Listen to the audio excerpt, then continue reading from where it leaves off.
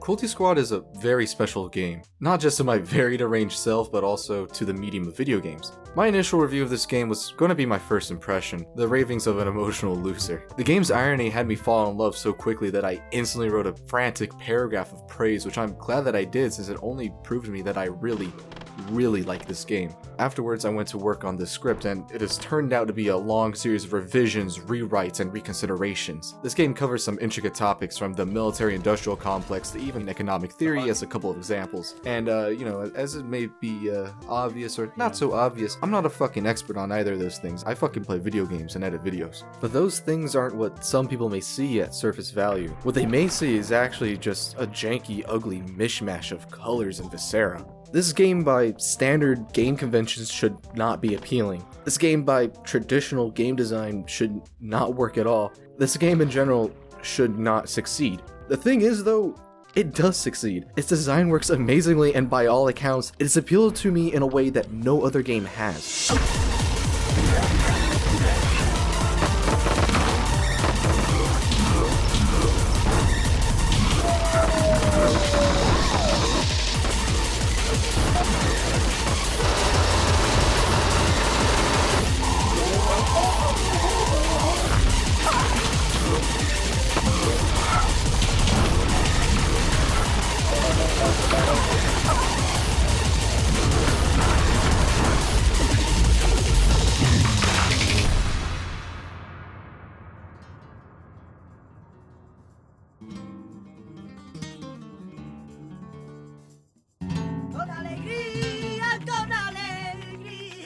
Welcome to Cruelty Squad.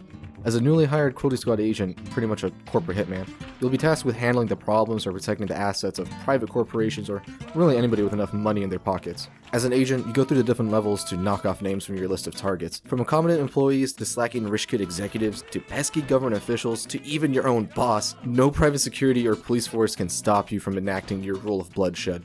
To please your clients, you'll traverse many different regions of the world. Go sightseeing on a cruise, visit executives in their homes, connect more with nature and the beautiful outdoors.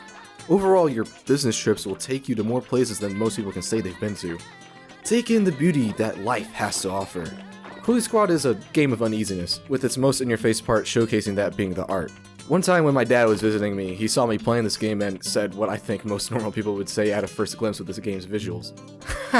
That's a funky looking game. Whoever made it must have been on acid. Also, have you found a job yet? How are you going to pay off your debts and obtain financial security? The only thing that acid has to do with Cruelty Squad, besides the obscene amounts of narcotics that the protagonist takes, is how the game's overall style was inspired by LSD Dream Emulator. This cult classic PS1 game from 1998 has the player explore various environments made with dream logic, rendered in an equally dreamlike art style. You don't have to look for that long to see that Cruelty Squad is a world of surreal dreams and nightmares. It depends on whose perspective it is, really. Ville, the Finn who developed Cruelty Squad, is a professional artist. He's created comics, paintings, short films, and even art exhibitions. Through the experience of different mediums, I believe I can say that Kallio understands his shit. He knows how to make art and how to break it. Plus, I read one of his comics and it's just some cool shit. Like, I really enjoyed it, and I don't even read comics. I highly recommend it if you're into that. When you look at Kallio's work with Cruelty Squad, the game breaks away from the rules of art. It's breaking them wherever it wants to and whenever it feels like it. Text is awkward to read with its scale and visibility. Colors are sickly bright. Buttons should be placed more fluidly and have easier to understand icons. It goes without saying that it takes an unbelievable amount of brainpower just to adjust to this vibrant game. Neon pinks, blinding yellows, violently lime greens, an array of saturated colors burn into your corneas. Then put that together with the textures of polarized crunchy images and faces, and you've got yourself a, discomforting hellscape. Architecture in this world is just like its art style, to say the least. You take one look at this pizza joint and tell me it looks like what do you expect a pizza joint to look like. Your adventures will take you to targets hiding in various surreal structures like a corporate pyramid, a gargantuan cruise ship the size of a city, a vast underground cult bunker, a neighborhood organized in the shape of a pentagram, or even a castle hidden deep in a world with no light. If you don't understand the extent of how insane the level design is, let me tell you this. There's a house in the pentagram neighborhood level that's genuinely modeled after the Osama bin Laden compound. No, I'm not making this shit up. Generally, the levels of this game are phenomenal. They offer so many things to explore and to discover inside the map or even outside. But it also offers a lot gameplay-wise. The level design is both open and claustrophobic. There are moments of very large outside or high-ceiling areas that offer more maneuverability at the cost of little to no cover. Alongside that, there are tight hallways, secret passages, and cramped vents that are considerably safer but also make escape much more difficult. Sneaking through the halls of your target's safe house is tense enough, but having to walk through these unnatural distortions of life adds to the anxiety. Smiles of unknown intentions gaze upon your assassination. Words of contempt plaster walls. Rooms of marble are as black as the void. Nowhere is safe. Nowhere feels safe. I mean, violence is an everyday thing in the world of Cruelty Squad. The game opens with a shooting happening outside of your apartment, and almost every NPC you can interact with is a degenerate, someone who wants to kill you, or is just a dude who will probably call you a badass just for carrying a gun around. This is a world of depravity. You're an apathetic drone in its ecosystem, preying on social elites with wallets so fat that they don't worry about death. Some may even treat their assassination like a game. These places are long since touched by the hands of any god. Even with the veneer of colors and bureaucracy, there is still a disturbing sense of wrongness beneath everything. The score vibrates beneath all of the goop and saturation. Tunes of playful blips, warped guitar plucks, pulsating basses, droning synths, whirring sirens, an assortment of unconventional sounds. An industrial soundtrack for a biopunk financial power fantasy set in a dump of a world. The music also follows suit with the visuals, promoting discomfort and extreme anxiety as you trawl through the halls and around corners. Heart rates and blood pressures rise, palms begin to sweat, gamers begin to develop tech necks. It's all too much tension to handle. Combine that with the cacophony of combat and it's the greatest combination of thrill and fear in the game. The chiller tracks are just as unwelcoming as they still have that ominous atmosphere to them, like in the song Memories of HQ.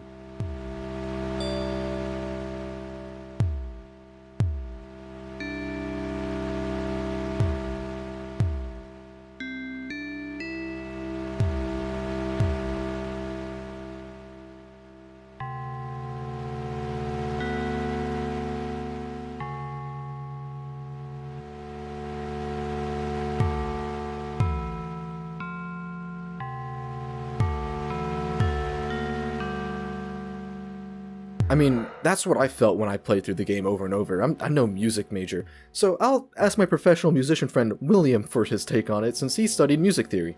Yeah, bro, Miss Sato's hot, bro. Hey, William. What? I would like a music theorist's opinion. You ever heard of slurpcore? No, show me. Is that the thing that was in the chat earlier? Yeah, I'm trying to find slurpcore, specifically slurpcore.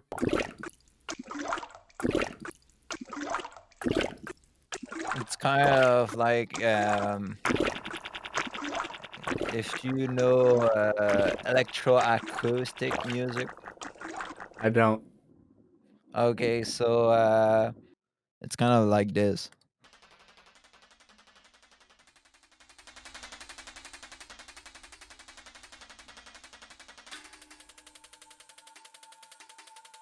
You look like the dude from Eraserhead.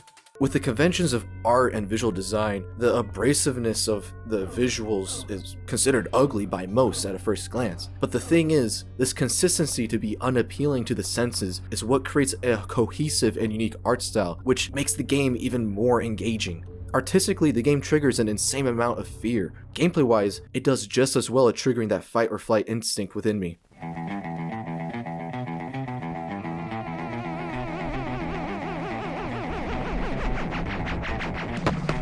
Let's start with the UI and HUD. Imagine it's your first time booting up the game. What the hell does any of this mean? Straight away, the game is enacting its design of confusion. Comfort is the last word I'd think of when in these menus. Once you've survived the main menu and debriefing screen, you'll find your way into a level and be bombarded by the HUD.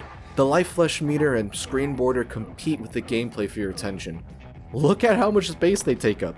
The life bar is like almost 1/4 of the screen. Eventually the HUD elements are something you get used to. The life sphere will be in the corner of your eye and the border will become an extension of your monitor, a frame to the canvas of violence where you paint the walls red. Completion of asset redistribution or removal is only dependent on your skill to an extent. The equipment you bring in can drastically or insignificantly change your chance for success. Weapons come in a variety of sizes, calibers, and levels of destruction. And let's just say that some are not meant to actually help you. From the unthreatening baton and animal tranquilizer gun to the war crimes that are the Bolt ACR and MG64, there are actually an insane amount of weapons to collect in this game. They all cater to different playstyles, some being more unique or masochistic than others, allowing for experimentation. Or hell, just for the fuck of it. Hey, you wanna play Russian roulette? Equip the zippy and the tuxedo and you are good to go! Let me show off some of my favorites. There's a revolver that jibs almost every enemy in one hit. Its only reason for existing in a world of automatic weaponry is that the police pride themselves in tradition and power. The ZKZ transactional rifle is arguably the most powerful weapon in the game, but only because it scales with how much money you've invested into the stock market. You know, the financier's choice. And then there's the Nailer, a silent SMG that shoots out a flurry of armor-piercing nails made of depleted uranium, perfect for stealth and taking out the armored targets. Oh, and of course, there's the fishing rod.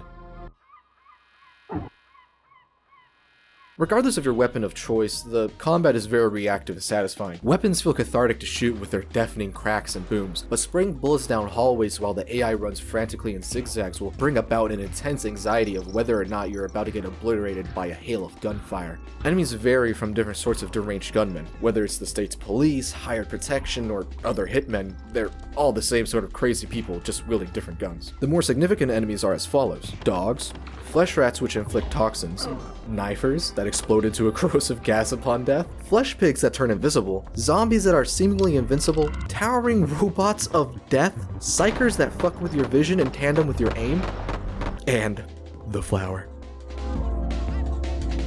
These more unique enemies change up the flow to your assassinations. Sometimes you can breeze past them, other times you'll have to struggle with their attacks, or sometimes you just really can't be bothered to fuck with them. Once you get past all the annoying guards and leave behind you just piles of twitching red pulp, your targets are funnily enough unarmed most of the time, and they make for great talking buddies. Since many of your targets are people of extreme wealth, influence, and power, you have the opportunity to indulge in the upper echelon of society's gossip and enlighten yourself. Listen to the words of the wise, to those who have seen the mountaintop and splurged it all on Chunko Pops. Though, to be fair, any NPC you can talk to in this game offers some of the best dialogue to ever be read in, honestly, any game I've played. It's like if every person you'd meet on the street spent too much time on social media or the internet in general. When your gun is doing the talking on the way towards your target, your gun will eventually run dry and need to reload. When that happens, your index finger won't be scrambling towards the R key to reload. Instead, you'll be holding down right click and moving your mouse downward, as if you're frantically grabbing another magazine from your pockets. The controls are not normal when compared to what I've grown accustomed to in FPS games. I mean, there's the typical mouse look, WASD movement, QE leaning, and left click to shoot, but the usual press R to reload is now press R to interact with things. Crouching is delegated to the X key, and since reloading is done entirely with the mouse, pressing the shift key is how you'll be aiming through scopes. This unusual rearrangement of controls, once familiar to me, was another awkward obstacle for my brain to adjust to, just like the art style and UI. I had felt the same feeling of being scared of something that was foreign yet oddly familiar, but this time it was through the controls and gameplay. You know, I think I'd call that like kinesthetic anxiety. Cruelty Squad often gets compared to the likes of Deus Ex or Hitman, usually described as one of the two games but on a bad acid trip, or a combination of the two. The levels in Cruelty Squad are well designed, they're open-ended to the point where you can go outside of the map if you like. The best part is that doing so wouldn't really be breaking the game.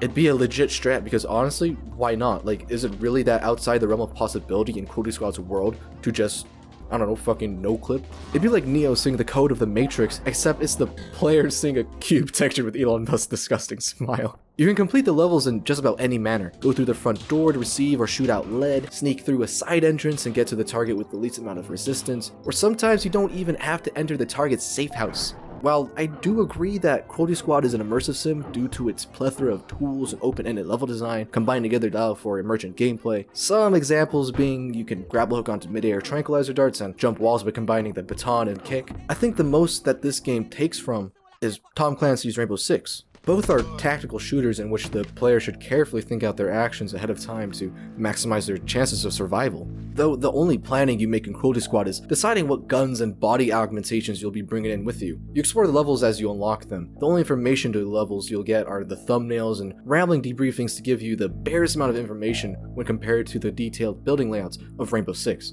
Then Cruelty Squad brings back another antagonistic quality to itself. While the player is a glass canning of the powerhouse and rewards more tactical playstyles, the freedom of movement that the game offers says otherwise with one word: bunny hopping. The swift movement of being able to bunny hop throughout the levels is just as viable as sneaking through hallways. The body augmentations also offer some options to go in as a gun-blazing speed demon. While the stealth suit or camouflage uniform can offer great stealth potential, by the way, the stealth suit is nicknamed the shitman suit because you smell really bad when you wear it.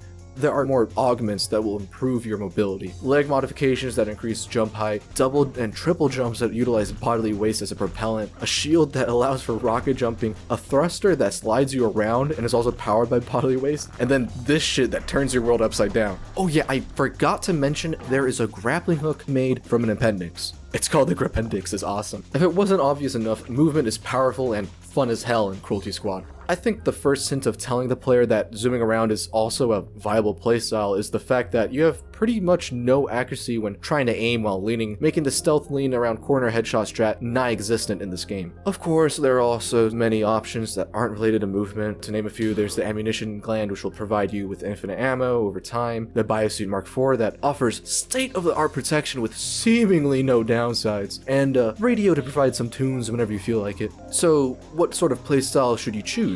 The slower but safer careful sneak through each level, or the adrenaline-fueled killing spree of bee-hopping your way to your targets? Either way, they both work just as well as one another. The only thing is that the latter is more difficult as it requires a greater understanding of the level layouts and game mechanics to pull off.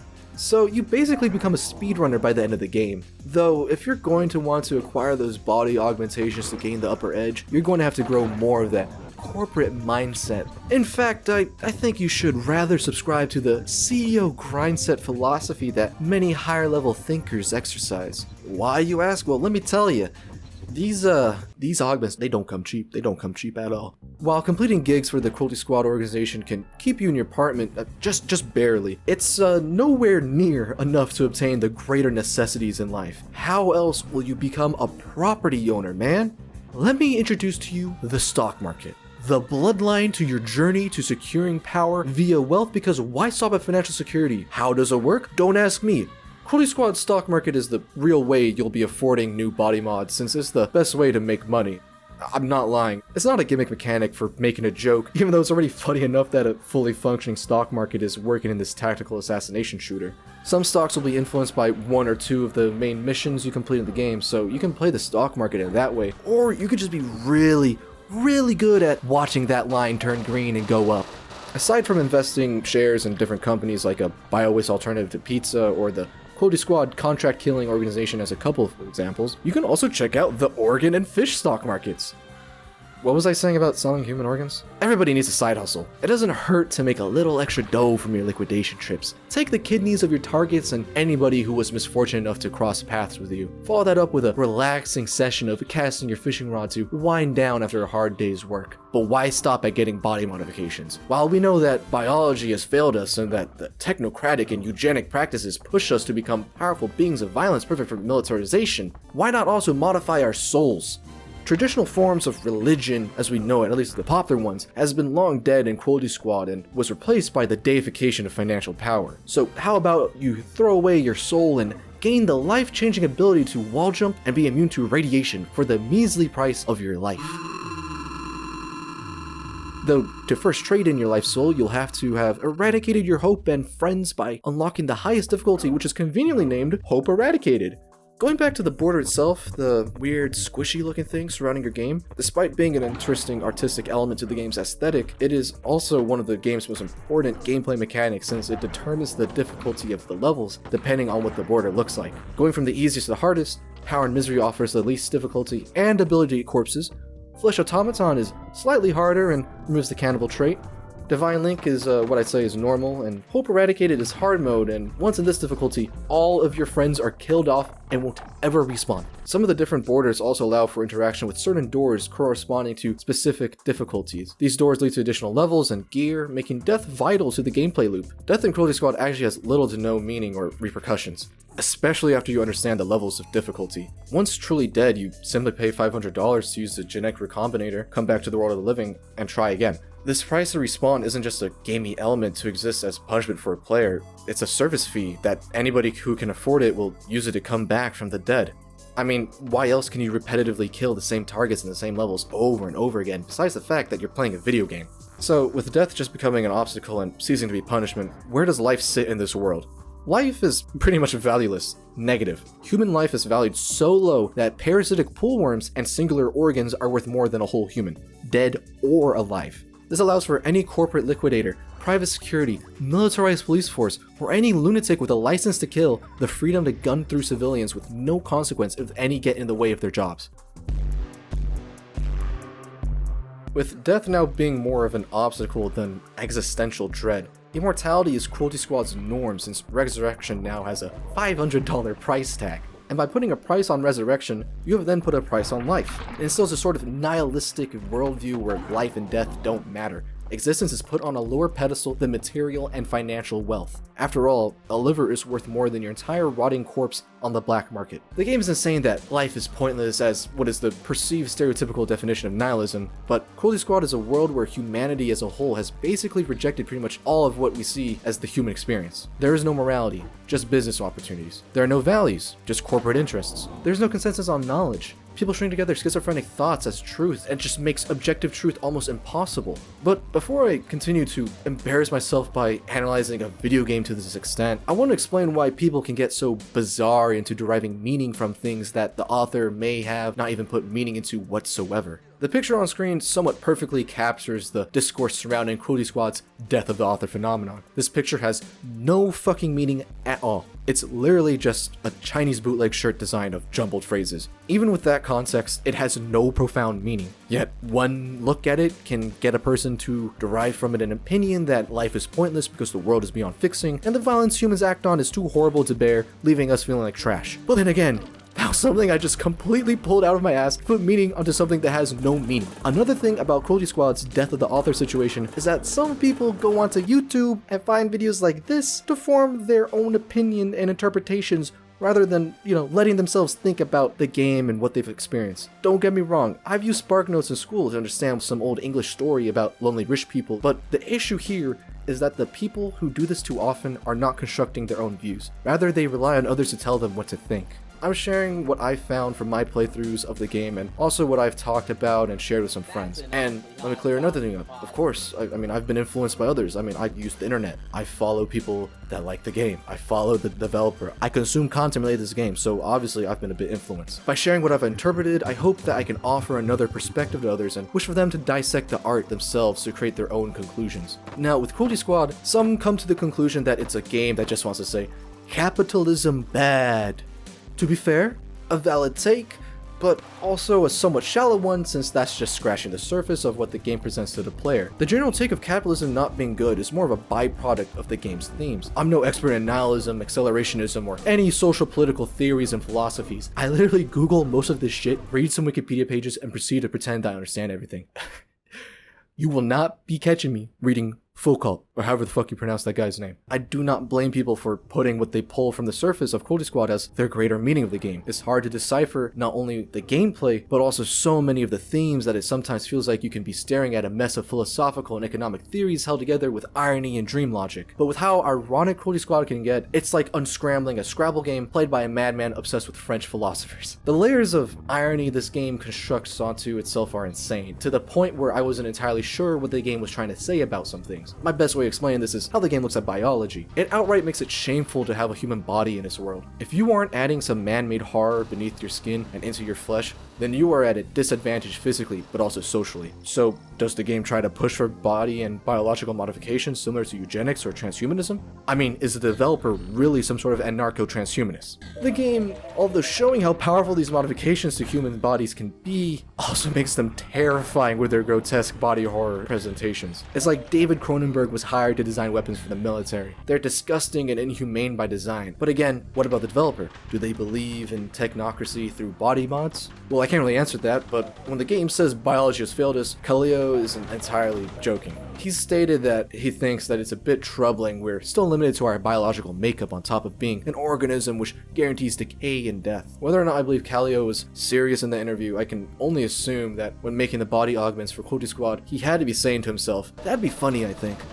This is that ambiguous irony that I love about Cruelty Squad. It's funny because of the ridiculousness, but it also doesn't fully tell you what it truly believes, which makes it very easy to not be taken seriously. But if you do take it seriously at times, you can gain great knowledge through its schizophrenic messages. Like an old sage who has lived through the rise and fall of many kingdoms. A world that has these freakish mutations even being possible to be made is an advanced one. It's a world that sees the development of technology designed for the military become prioritized to such an extent that the disruption of social norms, religion, and politics were sacrifices people were willing to make. Violence is accepted and indulged in. Economic concepts are mythologized and deified. Governments are vastly superseded and overpowered by the largest businesses known to man. So, with a cabal of faceless rich elites ruling the world and the death of humanity's soul, the deification of financial power and extreme consumerism are made to be coping mechanisms. Life is meaningless because death is inconsequential. You're only left to grind out your job with the hopes of earning more than enough money to know what you're able to do with.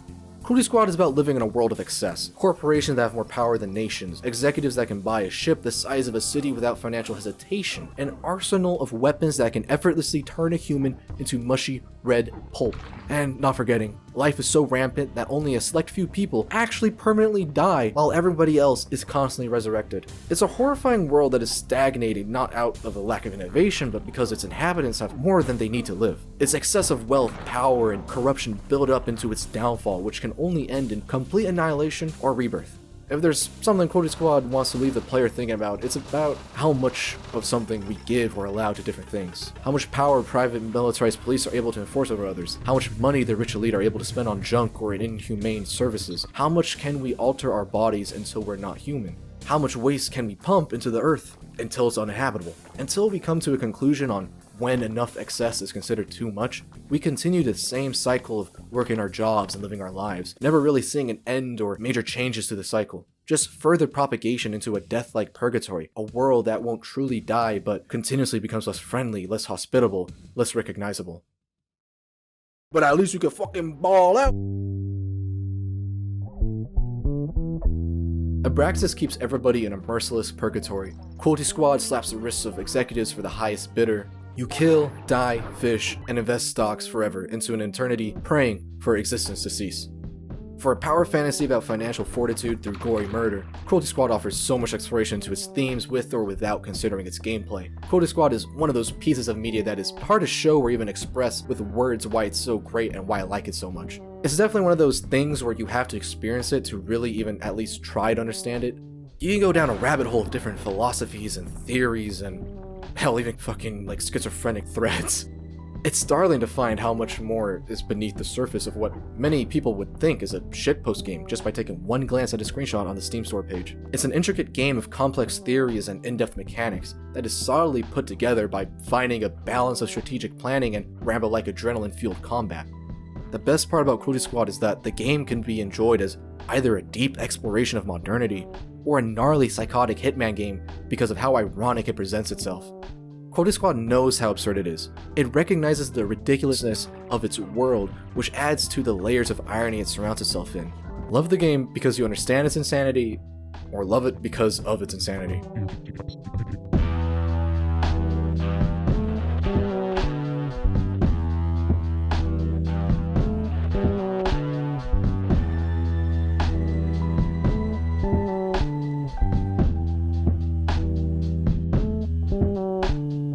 Thanks for watching, especially if you watch through the whole thing. This will probably be the longest and most different video I've worked on for the channel, so I'm more than surprised if I was able to get this out at all before June. Sorry if this video was too depressing, analytical, different. This is one of those games where once I sat down to write about it, my thoughts would take full control and make me obsessive over the things the game covers. This would immerse me deeper into just about every aspect of the game, and I guess that leaked into the writing. I mean, I never thought I'd be fucking reading about Gnosticism because of creating a video game review. Whether the gameplay or themes were more captivating than the other, I hope I at least gotten some people interested in the fever dream that this game is. I've got a couple ideas as to what I could make a review of next. Hopefully not as depressing as this video. I've actually written it down on a spreadsheet, so if you want to leave suggestions, comment them below or whatever. Also, at the advice of my friends, I doubt this would be effective for this video, but hey, if you enjoyed the video, like, subscribe, share that video, click the bell on below, leave a comment, share this video with friends, whatever the fuck YouTubers say. Thanks again for watching. I'll be back with the next video. Don't know when, because this one took months to make. Yeah. Anyways, have a good one.